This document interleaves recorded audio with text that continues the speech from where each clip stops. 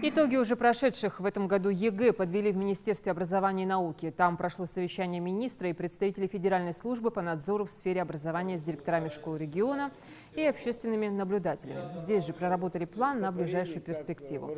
Особый акцент был сделан на достигнутые успехи в области проведения прозрачного ЕГЭ. За последние годы в Ингушетии отмечена положительная динамика в этом направлении. Завтра выпускники сдают русский язык. Собравшиеся адресовали несколько слов в напутствие.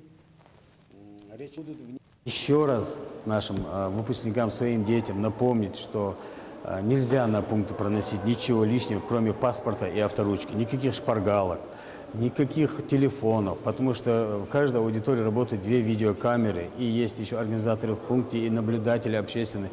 Все это будет видно, нам придется удалять. Но сегодня, в этом году, у нас удаленно, основной период ЕГЭ у нас в этом году удаленно в 2 раза меньше, чем в прошлом году, а нарушений 3 раза меньше. То есть хороший темп качественного и объективной сдачи экзамена мы набрали. Действительно, количество и меток, и мобильных телефонов, и шпаргалок, и попыток какой-то организации помощи участникам несанкционированной, конечно, этого в разы меньше.